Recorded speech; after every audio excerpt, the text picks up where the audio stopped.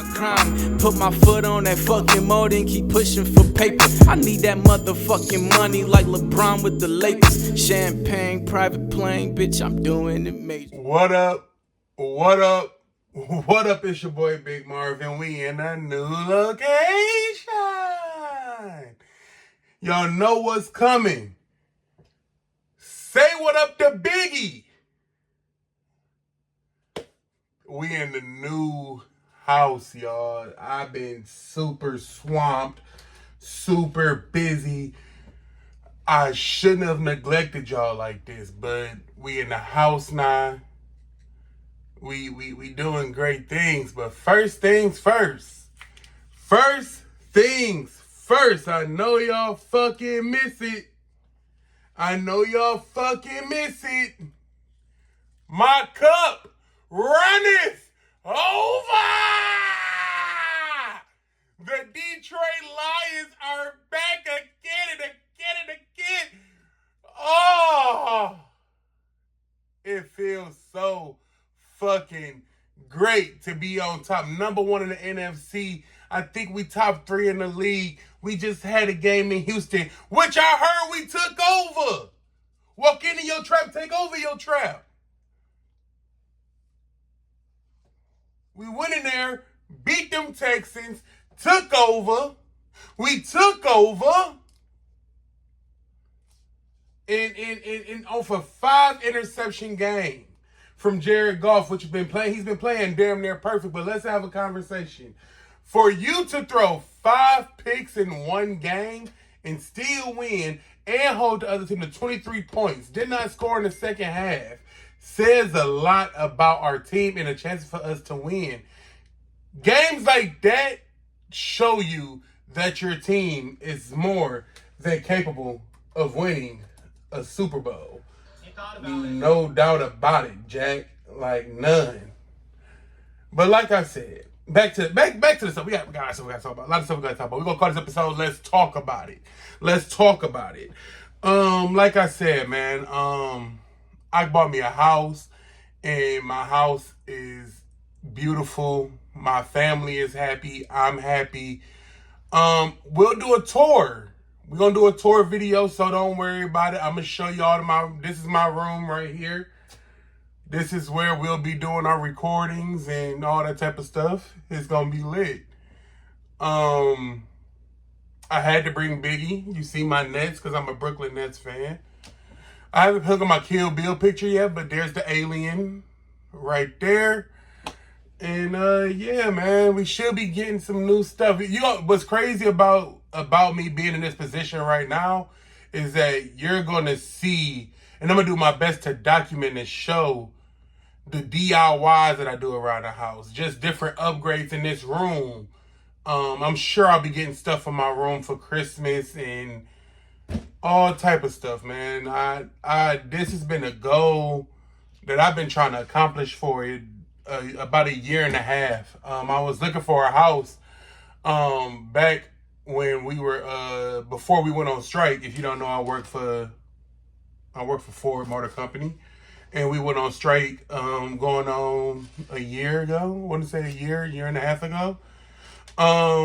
And thank God my plan didn't have to go on strike, but I know a lot of people was affected by that, and I want to thank them guys for holding that stand down for us to get us what we deserve. And we probably did not still get everything we deserve, but we got enough. We got enough. You know what I'm saying? We did good. But yeah, I accomplished the goal. I got a house. I got my daughter her room, her backyard. My girl, she got a living room. Let's talk about this real quick. You never know who you fucking with or who you dating for real until y'all got to start looking at shit and the styles of what you like and what she like don't really mesh. I noticed that my girlfriend is more, I don't want to say simple, but she like to keep it quaint. To where I'm more like, splash some color on this motherfucker. Be different. Like, exercise your mind. Like, let's build the aura and the vibe of the house of how we want to do it. And I don't think us just doing this basic color is going to do it. So we have 2 different colors in mind. She wants to do blue. I'm more open to a green per se. So we've been fussing in about that and what color we gonna do with that. And I might take you on an adventure for that as well. Like I said, when we come to this house, I'm gonna be showing you the DIYs and stuff I plan on doing, all that type of stuff. Like I kind of plan on building a theater, not a theater, but like an entertainment center in the basement, like a big TV. I have these pillars on the wall, like in between the TV space. It's really dope. I can't wait for you guys to see it. On top of that, what else I gotta say about this house? I got a spider problem. If anybody know what to do about these fucking spiders, please let me know. Cause these spiders is kicking my ass. On top of kicking ass, let's head over and switch over to Jake Paul and Mike Tyson, the fight that we've been waiting for. All right, so let's get into the beforehand before we get to the actual fight itself. Mike Tyson had a lot more to lose than Jake Paul. Because on one end, Mike Tyson is the scariest motherfucker alive. This man said this to a person. I'll fuck you till you love me, faggot. And I believe it. I was scared for him. Like, it was insane. And that person got in the ring with this guy. Disney Channel. Oh, no looker. First ever. Oh, nailed it. With Jake Paul. Or Logan, was it Jake Paul? Logan Paul? One of the Pauls. He got in there and he got in the ring with him. Now, on the side of Jake Paul, if Jake Paul won, which we know today, because the fight was last night that he won, is it that you're supposed to beat this 60-year-old man? Like, for example, I have an uncle named Warren. My Uncle Warren hooped in slavery days. Pretty much, he played with Jesus.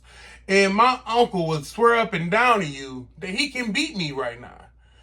But I'm telling him, and I was in my 20s, as a 20-year-old and you damn near 100, I'm kicking you. Once I bump you, you might die. Because I'm not going to take it easy on you. Like, I'm about to throw your old ass somewhere. So it's like, if Jake Paul win, do he supposed to win because he's younger? But here's the caveat. We over here looking at Mike Tyson videos punching these goddamn pads, and that shit looks scary. Jake Paul punches look kind of normal. I could probably take those. This nigga over here, Mike Tyson, is over here looking like 1993. Fast forward, we get to the fight, and by the third round, Mike Tyson is a little fatigued. That little bouncer shit he was doing in the first and second round when he was waxing that ass, he stopped doing in the third round. But that could be attributed to being 60. You know, sometimes you think you can pop out and show niggas, and when you show niggas, it's be like, nigga, I'm tired now. I can't do it. Like, this is too much on my elder bones. I am hurting. So, eventually, unanimous decision, Jake Paul wins, and now we have the internet to send us funny memes like these up here. Post them all up here. Is it time? I want to say this about Jake Paul. Boxing, when I was a kid, when I was a young lad, boxing was a very big sport in our culture and in our lifetime. I do think the world want to see niggas getting fucked up and knocked out. We don't really want to, like, we want a good fight. At the minimum, we want a good fight. But what we really want to see is you getting knocked the fuck out somewhere within this good fight. And that's so, and I'm down with that. You know what I'm saying? Like we had, it was so many boxers growing up. It was like we even knew the no name niggas. Like we had the Roy Jones Juniors, the Lennox Lewises, even Evander Holyfield old ass was back there boxing. But we also knew like Antonio Carver, Zab Zuda, Jermaine Taylor, I think his name was. It was so many fucking boxers back then, bro.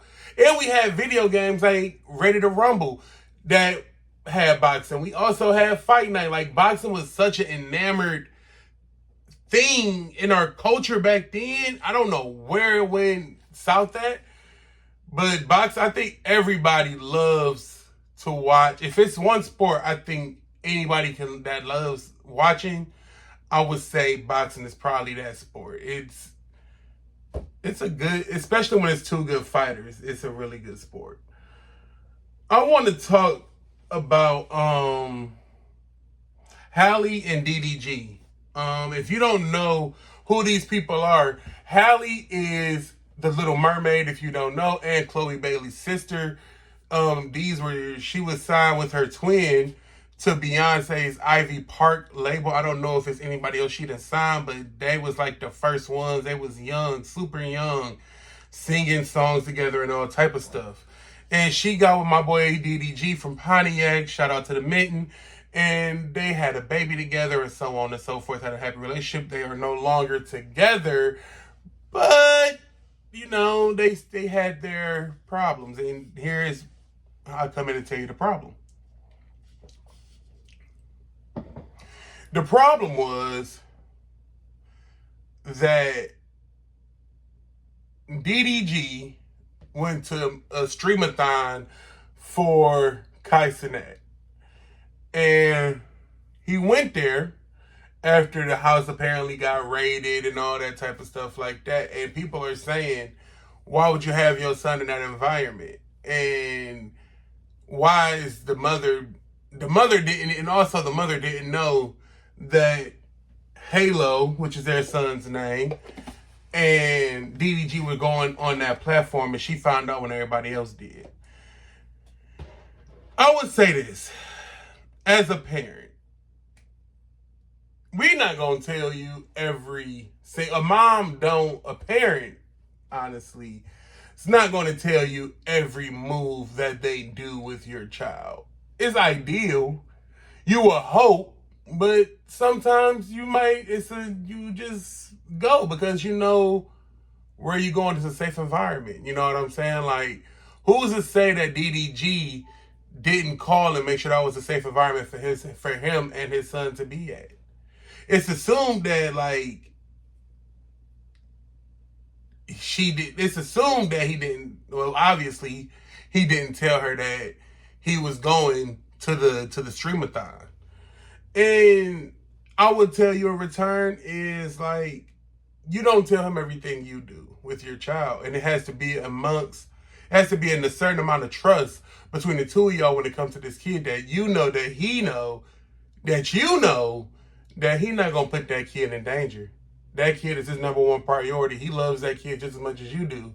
And sometimes I feel like the protection of the child, when it comes to the fathers, isn't that serious to women, or they don't take it as serious. When we're involved fathers and we care just as much. You know what I'm saying? I'm not gonna put my daughter in an unsafe environment, the same as she won't put their son in an unsafe environment. So it's like, I know what I'm doing. You have to trust me. I'm not putting my kid there. The kid is safe. No harm, no foul. I'm sorry. I do want to say I'm sorry to women that have trust problems or have postpartum, because some people said that might have been some of the cases that she's dealing with postpartum. And I would like to tell you guys, if you have not had a kid, I remember when we had my daughter Chloe, that first year was the hardest year imaginable. I think that first year is you learning to deal. Everything is so centered around the baby, you kind of forget about the other person. So you kind of want to take the time out to be more intentional with your partner. If it was a word, if I can give a word of advice, be more intentional with your partner. Because the baby is gonna take up so much time and so much focus because y'all both so happy and enamored with that baby, you can lose focus of the other person. So remember to remain intentional with your love for your partner. Continue to do nice things for your partner, and so on and so forth. That is my message for that. I also wanted to get into another relationship topic. This is normally not my thing, but these are some things that been running through my brain as I've been seeing them pop up on my timeline and stuff. I was on the Shade Room and Shamar Moore, y'all know my light skinned king. Other than, I mean, you know, Drake is the new light skinned king, but Shamar Moore was the light skinned king before him. Shamar Moore said that he doesn't want to get married because he's never had a good example of what a good marriage is or what a husband could be. And I have a friend named Courtney, and she would tell you that I don't get why people feel that way, or why would you say something like that? And I would tell you this. My response to her, damn near verbatim. It's all about perspective. And I'm going to get a little personal with y'all as well on this. It's all about perspective. And when I say perspective, it's about what have I seen? Y'all know what perspective means. If I've never seen a good marriage, if I've never seen a good husband, because you know what, you might know somebody that's married, but there's also some shit within that marriage, and you like, my nigga, like, you out here living foul, my boy, or is she out here living foul, my boy, and that fucks up your perspective of marriage. Not to say that's his case, but that was my case. I've been working in the plant since I was a young man. I started working in the plant when I was 21 years old. And within that time of working with grown-ass men, with grown-ass families, yet I was an adult, right? I was an adult. But at the same time, I'm looking at these married men, these married women out here having flings within the plant and then going home to do whatever with their significant other. Imagine seeing or hearing about somebody fucking at the job. Like, you sucking the metal shavings off the hoo-ha, and then you going back to work, and then you going home to kiss your husband and shit. Crazy work. Crazy work. And that's what some of the stuff I've seen working in the plant was just a lot of cheating, not a lot of loyalty within marriage. And it made me question myself on my own relationship with the mother of my child. Like, I don't want to get married if it's like this. And my parents had a rough experience. That's their story to tell. I'm not going to tell their story. That's their shit. But it was a rough experience. And that could have persuaded my view and did persuade my view on marriage. But looking at myself now and just knowing who I am, is that I have to realize that I love, and it's something that I want to give that commitment to somebody, to be somebody's husband, to show you that I'm here for the long haul and all that good stuff. But it's all about not wanting to be married is about perspective, bro, and you can't get mad at the perspective. Everybody, like for example, with kids, everybody feels like you're supposed to have kids, but what if you legit don't want to have kids? You feel like, because I had a bad mother and I was traumatized by that. I don't want to put somebody else through that, or I just don't think I'm worthy enough and have the honor of being somebody's parents. I want to be the rich auntie or the rich uncle, whatever we want to call it. It's all about perspective, and it's the same thing. If I never seen anything about marriage, why would I want to get married? It does nothing for me. If I feel like I'm not going to be a good husband, why would I want to get married? If I've never seen a good example, why would I want to get married? And he probably think as well, what's the benefits of me being married? If I'm loving you and giving you everything you want, and you're giving me everything I want, what's the purpose of us being married? You can, if I put it in my will that you have the control of this, and this, which I think you can do, or you can make sure it's done and have them, you can pay for it yourself and then just have everything done. So there is no discrepancy of what you want or what this is what you want and this is what you not want. You can put it in your will, like, I want this set out in stone, and make sure that shit is done, or nobody gets anything, I'm sure. But marriage is commitment. Marriage is work, man. And I hear about marriage, and when it's so beautiful. I feel like love is one of those things that's so sacred that if it's real and if it's true, hold on to it, because it doesn't come around often. I really enjoyed y'all. This is our first episode back. I will see y'all later, and this is the first episode in our new location. Hopefully y'all like the lighting. If the lighting is bad or you need me to block that light right there, just let me know. We'll figure it out. I love y'all. Thank y'all for rocking out with me and being patient with me. But we back, y'all. Y'all have a good one. Peace.